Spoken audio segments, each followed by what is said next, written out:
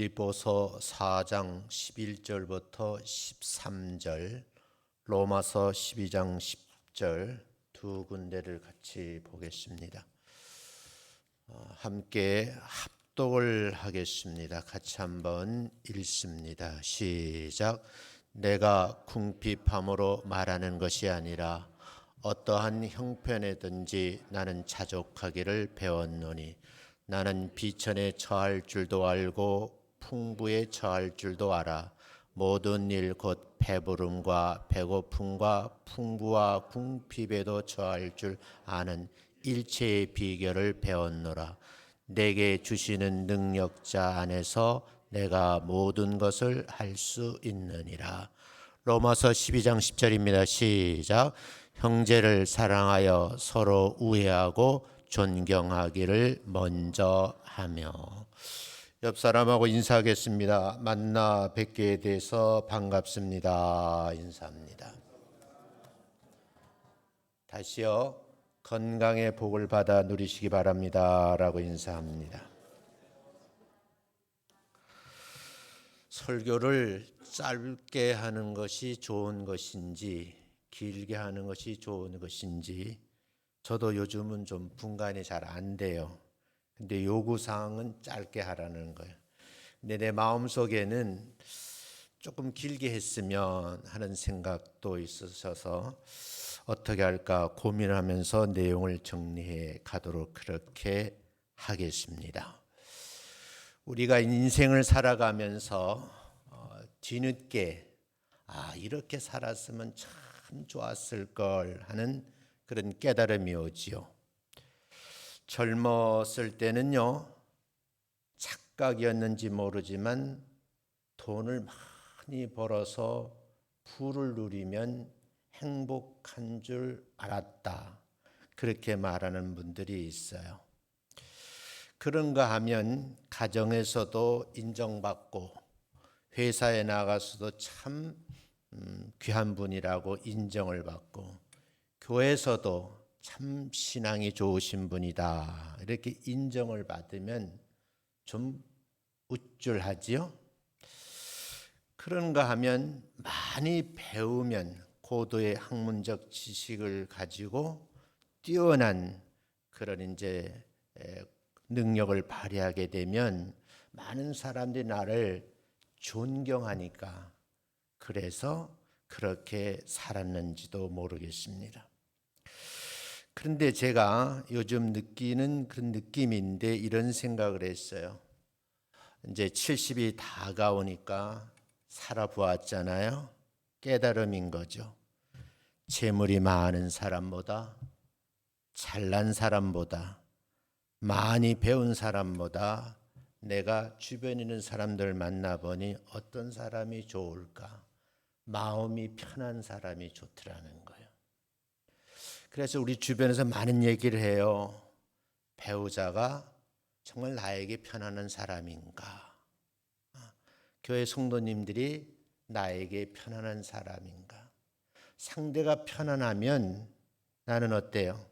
행복하다라고 생각하고 즐거움을 누리고 있는 거지요. 지금 100세 시대라고 그러잖아요. 100세 시대라고 그러는데 앞으로 어떻게 보면 30년을 더 산다고 하면 돈이 다가 아니고 잘난 것이 다가 아니고 많이 배운 것이 다가 아니고 소박함 그대로가 참 좋다 그런 생각을 해요. 제가 어제는 남전도 회원님들하고 무의도 여행을 했어요. 섬 여행을 했는데 그저 평범한 사람들끼리 모여서 섬 주변을 이렇게 걸어봤어요. 근데 그렇게 좋더라고요. 나는 무의도 섬을 상당히 여러 번 가봤거든요. 그리고 또 다른 느낌이 들어요. 장소는 같은 곳인데 환경도 비슷한데 어울리는 사람들 때문에 내가 너무 행복함을 누린 거죠. 그게 뭐냐? 소박한 사람들이 모여서 종종 걸음을 걸으면서 우리 장로님에게도 그랬어요. 이렇게 걷는 것이 행복한 것이지요. 그리고 어느 식당에 가서 식사를 하는데 얼마나 많이 먹었는지 저녁도 굶고 아침에 굶었는데도 배고프지 않아요. 그러면 그게 바로 소박한 삶이라는 거죠.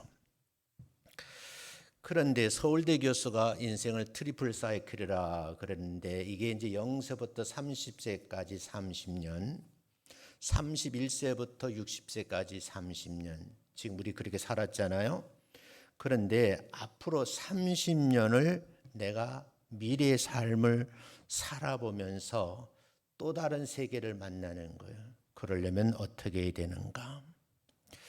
그러면서 어떻게 보면 60년이라는 세월을 부모님 밑에서 가정에서 생활의 지혜를 배우며 살았고 또 공부를 마치고 직장 생활 여러 가지 일들을 하면서 선후배들에게 많은 것을 배운 거예요. 근데 앞으로는 우리가 어떻게 살아야 될까 하는 고민을 하는 거예요. 그런데 지금이 와서 제가 깨닫는 건 뭐냐면 사람 귀한 줄 깨닫게 됐다는 거예요. 사람이 얼마나 귀한 분들인지. 그러면서 요즘 생각은 내 주변에 있는 사람들을 보듬어주고 위로해주고 격려해주고 용기를 불어주는 그런 위치에서 이제 노년의 삶을 함께 어울리면서 살아야 되겠다 그런 생각을 하는 거예요. 그러니까 인생을 살아가면서 뒤늦게 깨달음이 왔다는 거죠. 그런데 여러분 세월이 흐르고 보니까 풍랑을 지나온 많은 사람들이 입을 모아 고백을 하는 내용이 제가 설명한 거예요. 살다 보니 살려고 하니 살아오는 동안 결국은 중요한 것은 돈도 아니고 명예도 아니고 학문도 아니더라는 거예요.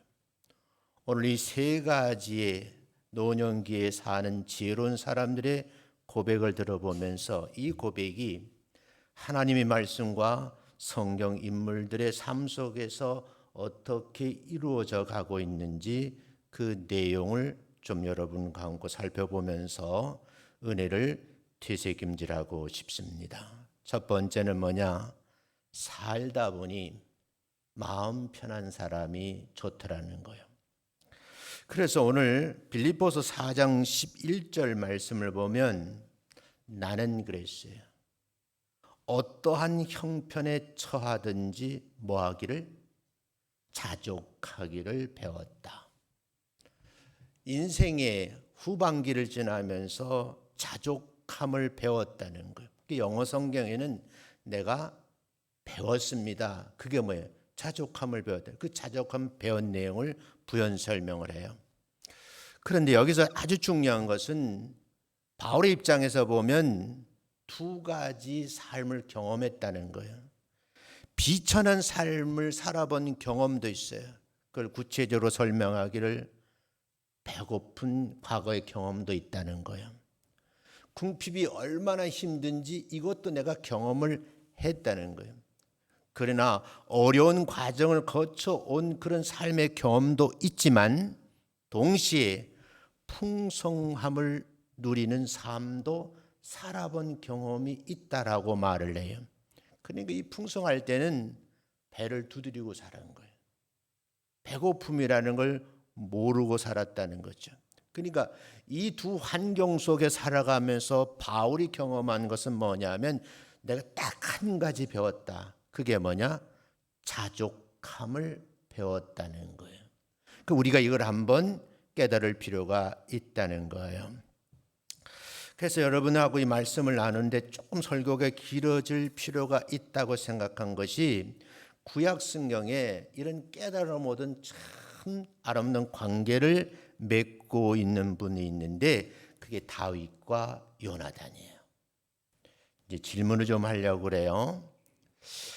요나단이라는 사람이 다윗에게 아주 지금 말하면 절친이에요. 그런 분이 없어요. 근데 요나단의 신분, 요나단의 가계도 요나단의 가정사를 알고 계십니까? 이거 알면 내가 설교가 짧아지고 모르면 조금 길어지는 거예요. 알고 계세요? 요나단은 누구예요? 그냥 다윗의 친구인 줄만은 알아. 그럼 설교가 한 5분 길어져. 설명할게요. 요나단의 가계도를 살펴보면 요나단은 사울 왕의 아들이에요. 맏아들이에요. 그 말은 이스라엘의 왕권을 다음 세대에 쥐고 있을 권력자의 위치에 있는 거예요. 그러니까 사울이 이제 물러나게 되면 차기 왕으로서 왕권을 가지고 있는 어마어마한 신분의 위치에 있는 사람인데 목동 출신인 다윗의 둘도 없는 절친이었다는 거예요. 요나단에게는 형제들이 있어요. 첫째 요나단, 둘째 이스보셋, 셋째 아비나답, 넷째 말기수아가 있습니다. 그럼 다윗을 볼까요? 다윗은요 유다 지파의 2세 아들인데 목동 출신이에요. 왕위를 물려받을 사람과 그냥 평범한 집안의 사람인데 벌판에서 양치기라는 목동 출신이라는 것이 사무엘상 16장 1절에 나와요. 이 사람이 뭘 했느냐? 들판에 양치기라면 심심하니까 피리를 부르는 거예요. 그게 이제 직업이 된 거죠. 두 번째 직업. 그래서 궁궐로 들어와서 악기를 연주를 하게 됐어요. 사울 왕에게 인정을 받게 되고 마침내 여러분 잘 아는 대로 전쟁터에 나가서 상대방의 대장인 골리앗을 물리치면서 일약 이스라엘의 영웅으로 등극을 하게 되죠. 이런 과정 속에서 사울은 간파하고 있었던 거예요. 이 친구를 그냥 놔둬두면 아들의 왕권에도 본인에게도 위기가 올 수 있다라고 판단을 해서 급견 계약 결혼을 합니다. 이 사울에게는 딸이 있었거든요. 그 딸 이름이 뭐예요? 어떻게 알았어? 미갈이에요, 미갈. 그래서 왕가의 친족하고 결혼을 하게 되는 그런 이제 일들이 벌어지죠. 그 말은 이게 조금 더 확대 해석을 하면 요나단과 다윗의 관계에 보면 혈연적 가족 관계가 아니었다는 거예요. 사울의 딸 미갈과 혼인을 하게 됨으로써 사울 왕과의 인척 관계가 되게 되었고 요나단과 어떻게 보면 어떤 관계? 사돈 관계예요. 그 조금 더 좁히면 처남 매부지간이에요. 저도 처남이 있거든. 우리 정관절 장로가 처남이야. 제가 매형이야. 그런 사이예요. 그런데 여러분, 이분이 왕권을 차게 짊어질 사람이거든요. 그런데 성경을 깊이 살펴보면 너무너무 아름다운 관계를 볼 수 있는데 인간적인 관계를 보면 사돈 이상, 처남 매부지간 이상의 그 관계를 설명해 놓고 있어요. 요나단은 다윗을 뭐라고 표현했느냐 한번 성경 찾아봅시다. 여러분 내가 요거 성경 사무엘상 18장 1절 한번 찾아 읽겠습니다. 시작.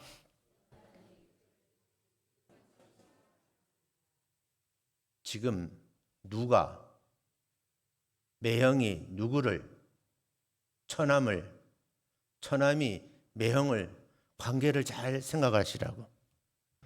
그런데 성경의 이 내용을 보면 자기 생명같이 왕권을 위임받은 사람이 목동 출신이고 자기 여동생과 결혼한 그 남편을 뭐와 같이 사랑했다고요? 생명같이 사랑했다 그랬어요. 그럼 이 구체적으로 성경은 표현이 되어 있어요. 18장 4절에 보면 왕위를 계승받는다고 하는 이 보이는 표시가 있어요. 그게 뭐냐면 세자로 책봉되니까 겉옷에 위용이 있어요. 전쟁터에가 왕작은 갑옷이 있어요. 왕작은 칼이 있다고. 거긴 분명한 표시가 됐어요. 그리고 뭐요? 띠가 있어요. 그리고 왕세자는 활이 있다고요. 그러니까 겉옷, 갑옷, 칼, 활, 띠 이게 상징물이거든요. 이것을 누구예요? 다윗에게 주면서 어떻게 다윗을 공인하는 겁니다. 이게 가능하겠냐는 말이에요. 지금 우리나라 정치사에서 보면 여야가 정권을 바꾸면서 그냥 앙숙처럼 싸우잖아요. 이 천안매부지간에 이게 가능하겠느냐 그 말이 내 얘기는. 그리고 이 말씀이 사무엘상 18장 4절에 구체적으로 기록이 되어 있습니다. 그런가 하면 다윗이 장인이죠. 사울의 시기로 인해서 핍박을 받을 때에 아들인 왕세자인 요나단이 다윗을 끝까지 보호하는 장면이 사무엘상 20장에 기록이 되어 있습니다. 이 내용을 보고 신학자들은 이렇게 정리를 합니다. 혈연적 권리인 이 왕위보다 하나님의 뜻, 다윗을 통한 하나님의 선택을 따르는 아주 위대한 인물이었다라고 평가하는. 여러분 지금까지 성경을 읽으면서 다윗이 위대함만 알았는데 그것이 아니고 다윗이 위대해지기 위해서 왕위를 계승받았던 요나단이라고 하는 그림자처럼 있었던 인물이 있었다라는 거예요. 결론적으로 보면 요나단과 다윗의 관계는 정치적 권력 다툼을 넘어서 하나님 앞에서 맺어진 언약적 우정으로 이어졌다는 거예요. 이게 뭐예요? 가만히 성경을 읽어보니까 이해가 되는 거예요. 요나단이 다윗에게 얼마나 편한 사람이었을까? 정적이 아니고 정말 아름다운 하나님 말씀 앞에 서서 그렇게 지내기가 세상 사람들이 이해할 수 없는 그런 관계를 지속시켰다는 거죠. 그런데 여러분, 이 성경을 통시적으로 읽어보면 다윗이 나중에 2대 왕으로 등극하잖아요. 그런데 요나단과 약속을 했어요. 그 언약을 지킵니다. 요나단의 아들이 있었어요. 그게 무비보셋이거든요. 사무엘상 9장에 보면 이 무비보셋을 끝까지 지키는 거예요. 아버지가 자기 장인에게 죽임을 당할 수 있었는데 지켜주고 권위를 보장해 줬는데 그걸 평생 잊지 않고 요나단의 아들을 은혜로 돌보았다. 그런 게. 여기서 우리 깨달음이 뭐냐 하면 요나단과 다윗은 혈연으로 직접적인 가족은 아니지만 사울의 사위가 된 것과 사울의 아들이자 왕자인 요나단의 인척 관계라고 말씀을 드렸어요. 그러나 성경이 강조하는 본질은 단순한 가족 관계가 아니라 요나단이 다윗에게 베핀 이 언약적 사랑, 권력, 복이 하나님의 뜻을 따르는 영적 동력자의 관계였었다라고 하는 가르침이 있는 거예요. 이걸 깨닫는 것이 여러분이 성도로서의 삶의 의무가 아닌가 그런 생각을 해보는 거예요. 그래서 우리가 이게 깊이 생각해 보니까요, 참 귀한 거예요. 많은 권력을 가지고 있고 부를 누리고 있는 왕세자의 도움을 받아서 다음 때에 왕으로 등극한다. 다음 때 왕으로 등극해서 요나단의 아들 끝까지 보호한다. 제가 보기에는 이게 살아보니까요, 깨달음이 오는 그런 내용이더라고요. 이 말씀을 제가 읽고 또 읽으면서 그렇구나. 세상을 살아가면서 까칠한 상대가 아니고 마음 편한 사람이 되어주려고 평생 노력을 해야겠구나. 제가 어제 우리 남전도원들하고 오랜만에 여행을 하면서 내가 원로 목사인데 그 자리에 참석 안 하는 것이 좋았을는지 모르는데 하도 오라니까 갔는데 또 회비도 내라고 그러더라고. 그래서 거금 2만 원을 들고 참석을 했어요. 저녁에 와서 설교 원고를 다시면 누워서 생각하기를 그분들이 나를 편안하게 생각했을까? 원로 목사니까 까칠한 분 아니야? 이런 생각을 하면서 제 바람의 소원은 여러분에게 편한 원로 목사가 됐으면 참 좋겠다 하는 바람이 생겼어요. 여러분, 성도들과의 관계에서도 편안한 그런 관계를 유지하시기를 주의 이름으로 축원합니다. 가족 간에도 편안한 관계. 엄마 아빠를 만나면 편안한 관계에 대해 불편하면 안 되잖아요. 또 회사에서도 직장 동료의 만남도 아침에 출근하고 싶은 거예요. 누구만 친구 만나고 싶고 동료 만나고 싶고 회장님 만나고 싶고 또 사장님 만나고 싶고 그런 회사가 있을까요 없을까요? 있습니다. 돈 벌어서 뭐 하냐? 내가 우리 직원들 복지를 위해 살지. 그러면서 하는 벤처기업이 있어요. 참 예수 잘 믿는 분이거든요. 이거 소개하면 또 30분 가니까 생략. 두 번째, 살려고 하니 소박한 삶이 제일 좋더라는 거예요. 디모데에서 6장 6절 오늘 본문 말씀이죠. 자족하는 마음이 우리가 마음속에 떠오르게 되면 그것이 경건 생활인데 큰 이익이 되더라는 거예요.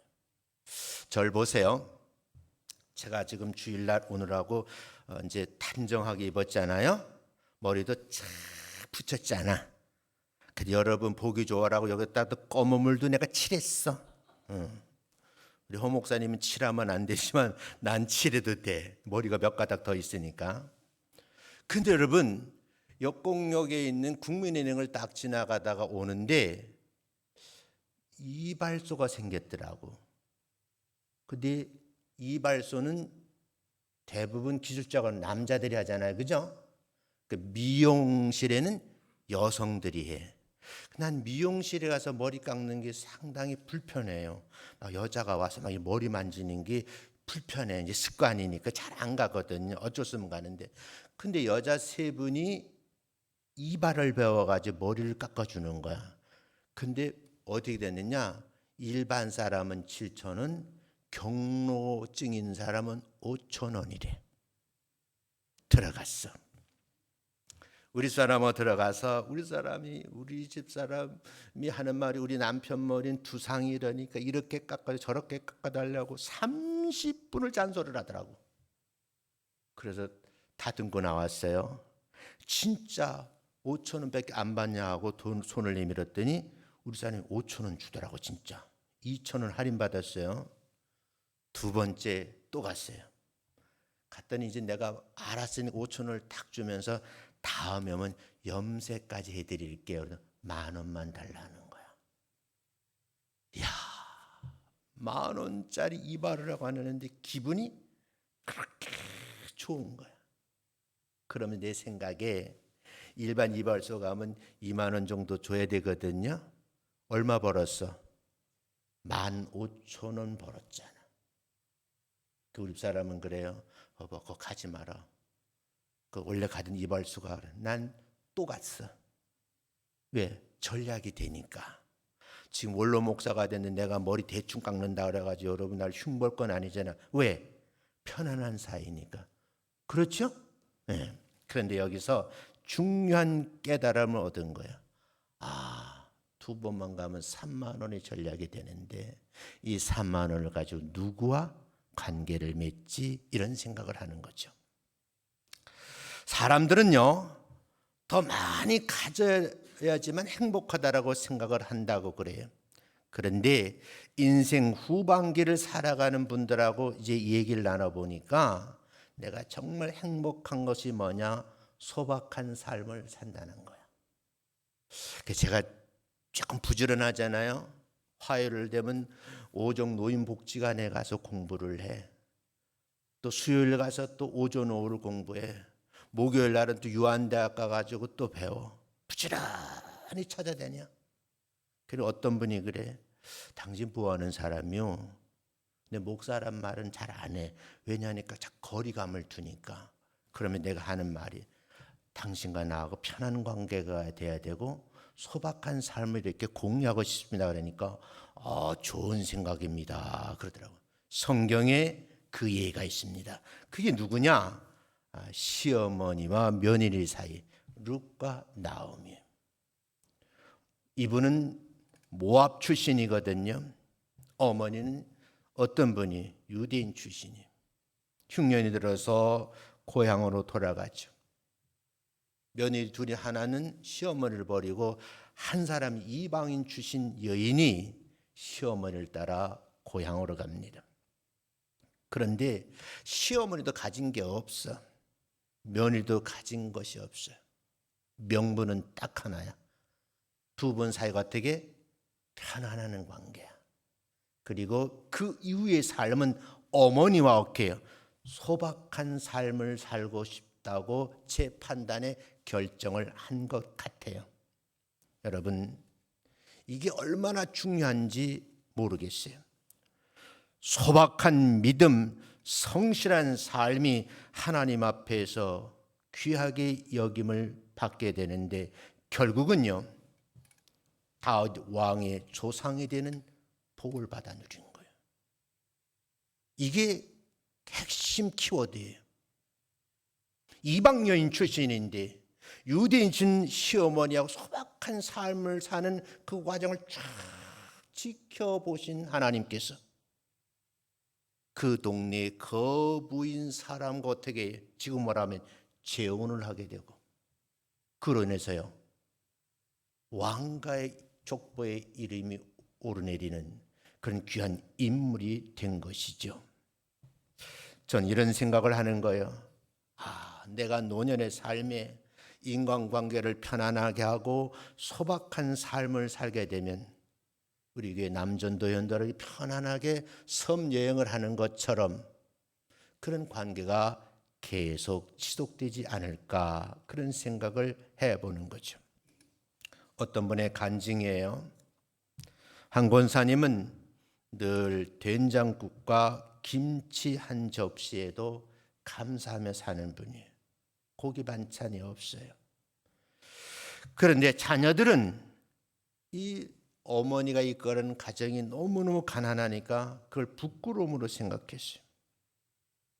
나이가 들어보니까 어머니가 된장국 한 그릇 놓고 김치 한 접시 놓고도 감사 기도하는 모습을 보면서 내가 성장했다는 거죠. 후일에 보니까 나도 어머니 유전자를 받아서 아주 소박한 반찬 앞에서 투정하지 아니하고 감사하는 삶을 사니까 제2의 어머니 부인을 얻어보니까 그 부인이 뭐라래요? 우리 남편은 참 편안한 사람이에요. 너무 까다롭게 사는 것이 아니라 편안한 남편이 된 거예요. 누가 만들어준 거예요? 어머니의 감사 신앙 생활이 만들어진 것이죠. 성도 여러분, 소박한 감사가 가장 큰 부유한 삶의 요소인 줄로 믿습니다. 내가 요약을 해서 지금 설교를 여러분에게 드렸어요. 세 번째, 살아오는 동안 가장 귀한 것을 깨닫게 됐어요. 사랑을 나누는 삶이 가장 복되더라는 거예요. 로마서 12장 10절에 보면 이렇게 되어 있어요. 이게 도치에서 읽어보세요. 한번 성경을 먼저 읽고 한번 도치해보자고. 시작. 형제를 사랑하여 서로 우애하고 존경하기를 서로 먼저 해라. 이걸 도치하면 먼저 해야 할 일이 있다 그 말이에요. 그게 뭔데요? 거기 보니까 붙이세요. 형제와 자매를 사랑하는 것이 첫 번째고, 두 번째는 이 사이가 어떻게 우애가 있어야 되고 상대방을 어떻게 해요? 존경해야 된다는 거야. 믿어지시면 아멘. 제일 중요한 것은 자녀가 나를 낳은 부모를 존경해 주는 마음을 언제 배우냐? 교회에 와서 주의 종의 말씀을 듣고 성경 공부하다가 자연적으로 마음의 유전자가 되는 거예요. 그 습관이 뭐예요? 나보다 저 사람이 낫겠다라고 생각하고 훌륭한 분이지 이렇게 생각을 하는 거죠. 그리고 상대방을 보고서 내려보고 업신여기고 함부로 말하면 안 된 거예요. 옆 사람 보고 한번 인사합시다. 나보다 아주 귀하신 분입니다. 시작. 딸한테도 존칭을 써야 돼. 이럴 때는 아들한테도 극존칭을 써야 돼. 당신은 나보다 아주 귀하신 분입니다. 시작. 한두 분이 껄쩍지근한 분이 있는 것 같아. 내가 존경하는 마음을 품으면 존경스러워 보여요. 우리 가족 얘기를 하지 말라 하는데 우리 가족은 내가 설교를 하게 되면 주문이 있어요. 짧게 하세요. 이게 첫 번째 주문이에요. 근데 본능적으로 설교가 길어져. 아는 게 많으니까. 하고 싶은 말이 많으니까. 더구나 한 달에 한 번씩 하니까 내 생각은 2시간 반 하고 싶어. 자 보세요. 어떻게 해요? 서로 먼저 하라는 거예요. 아버지가 날 그렇게 하면, 엄마가 나를 그렇게 대해주면, 목사님이 나를 그렇게 대해주면, 장로님이 그렇게 하면 내가 그렇게 조건이 아니고 먼저 하라는 거예요. 어떻게? 사랑하라는 거예요. 먼저 뭐 하라는 거예요? 우애를 지키며 살라는 거예요. 그 다음엔요, 존경하라는 거예요. 이렇게 말씀을 들어도 실생활 속에서 되지 않잖아요. 내가 2번째 설교문을 작성했어요. 붙여주려다가 놔뒀어요. 왜냐하니까 내가 지금 깨달으면 우린 신앙생활을 열심히 했어요. 근데 생활신앙인이 안 된 거예요. 그게 지금 우리 한국교회 성도들의 단점입니다. 우리가 인생의 삶을 뒤돌아보면 가장 크게 후회하는 것이 사람 잃은 거예요. 그분이 나의 가장 귀한 분이었었는데 내 잘못 때문에, 내가 잘못 판단한 것 때문에 멀리한 거예요. 지금은 그분이 내 곁에 안 계신 거예요. 저는 아침에 집에서 울었어요. 우리 개척 멤버거든, 배명진 집사가. 여러분 잘 모르는 이분은 지병을 가지고 있어. 모아모아병이라고. 제 개인적인 생각은 의학적으로 보면 내가 그 병원에 다니면 다 이분을 도와드리고 장애인 등록을 해도 내가 알잖아요. 이분은 지금까지 사는 게 기적적으로 사는 분이에요. 내가 조금 끝에 마무리를 도와드리지 못한 게 뭐냐면은 너무 어머니가 병원에 그러니까 신경을 많이 쓰다 보니까 머리가 아프다 그랬는데 이걸 놓친 거예요. 조금 마음에 안타까움은 있어요. 내 곁에 더 오래 있어야 할 친구인데. 저는 우리 배명 집사님을 성도와 목사의 관계하고 친구 같아서 내가 늘 그냥 반말도 하고 어떨 때는 뭐 존중도 이러면서 지내는 그런 분이거든요. 근데 쓰러졌다는 거예요. 사랑하는 성도 여러분, 우리가 한번 곰곰이 생각해야 될 것이 뭐냐면 사람을 귀하게 여기고 사랑을 나누어야 되는데 내 잘못 때문에 멀리 했다고 하는 거예요. 근데 오늘 이제 본문을 속에 보면 바울은 아주 귀한 분인데 이분이요 빌레몬과의 관계를 딱 성경 한 장을 기록하고 있어요. 이게 빌레몬서예요. 바울은 빌레몬에게 도망간 사람에 대해 이 얘기를 해요. 그게 누구냐? 종 오네시모예요. 이 오네시모가 복음 전도 바울을 만난 거죠. 바울을 만나서 인생의 근본을 바꿔놓은 거예요. 복음적인 사람으로 만들어는. 그런데 주인이 인정을 안 하는 거예요. 그런데 여러분, 바울은 오네시모에 간청을 해요. 이제는 앞으로 너희 집의 종이 아니라 사랑받는 형제로 받아달라는 거예요. 이게 진짜 예수님이 믿는 사람들의 사고방식이거든요. 그 다음 부탁이 뭘까요? 받아줄 뿐만 아니라 그를 사랑으로 나눠주는 삶을 살았으면 좋겠다라는 간절한 마음으로 편지를 썼어요. 그게 뭐예요? 빌레몬서예요. 우리가 목사님 많이 예를 드는 조지 밀러라는 분이 있어요. 평생 고아를 돌보았던 분이에요. 근데 이분은 한 번도 사람에게 도움을 요청하지 않았어요. 그런데 이분이 도움은 요청하지는 않지만 사람에게 요청하는 하나님께 기도로 요청했어요. 그 사랑의 삶 속에 수많은 기적이 일어났다고 해서 그가 남긴 책이 아주 유명한 책이 된 거예요. 여러분 잘 아시는 내용이요. 하루는 고아원 아들에게 먹을 것이 없었어요. 제일 먼저 원망하고 불평하는 것이 아니라 감사 기도를 드렸어요. 그 하나님, 우리 아이들이 이제 배고픔의 고통을 삶을 안 되니까 이들에게 먹을 것을 좀 공급해 주세요. 그랬더니 기도 드리자마자 뭐야? 빵과 우유가 고아원에 배달되는 거예요. 이걸 체험한 이후서부터는 얼마나 이 아이들이 소중한 아이들인지를 알고 사랑을 실천했던, 믿음으로 증명했던 사람이 조지 밀러입니다. 이렇게 한번 정리를 해볼게요. 결국 인생을 살아오는 동안 가장 복된 삶이 뭐냐? 내 스스로가 내 옆에 있는 사람 어떻게 귀하게 여기고, 어떻게 여겨요? 귀하게 여기는 거예요. 깔보면 안 돼요. 무시하면 안 돼요. 짓누르면 안 돼요. 특히 교회에서 목사, 장로, 권사님들, 안수집사까지 포함해서 성평신도들을 함부로 짓누르고 억압하고 누르면 안 돼. 난 지금까지 원로 목사가 한 번도 여러분이 군림하려고 생각해 본 적은 없어. 여러분을 섬기는 종이다. 그래서 삼각형으로 생각하지 않고 거꾸로 세우는 삼각형에서 내가 중심으로 잡으면 안 되지 하고 늘 균형을 잡으려고 평생 노력을 했던 사람이. 사랑하는 성도 여러분, 오늘 말씀에 이런 내용이에요. 이런 삶을 삽시다. 살다 보니 깨달으면서 어떤 사람이 좋아요?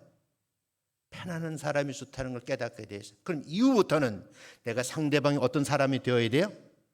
편안한 사람이 되어줘야 돼요. 이왕 한평생 살아가는데 참 귀한 삶을 사는 것이 아니라 소박한 삶을 사는 거예요. 나는 감동을 받았어요. 삼성그룹의 그 귀하시면 제일 높은 분이 그 회사에서 청소하는 한 분이 상을 당한 거예요.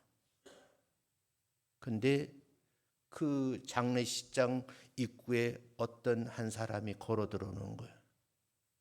그 집안이 깜짝 놀란 거예요. 내가 이 회사의 청소부인데 삼성그룹 회장님이 떠벅떠벅 걸어 들어오면서 깍듯하게 예의를 갖추고 인사를 하는 거예요. 그리고 상당 시간 머물다가 가셨다는 게 신문 기사에 났어요. 나는 그때 그 신문 기사를 읽으면서 역시 대그룹 회장은 다르구나. 그래서 세계 이름 가는 그룹의 리더로서 역할을 하고 있다는 생각을 하게 되었어요. 비록 회장님이지만 신분을 내려놓고 청소하는 신분에 있는 그분의 장례에 참석해서 머리를 조아른다는 이 소박한 생각이 회사원들에게 힘이 되어주고 용기가 되고 내 이 회사 다니기 잘했다 그런 느낌을 받게 한다는 거예요. 여러분, 앞으로 우리 교회 성도님들 이런 삶의 주인공들이 되시기를 주의 이름으로 축원합니다.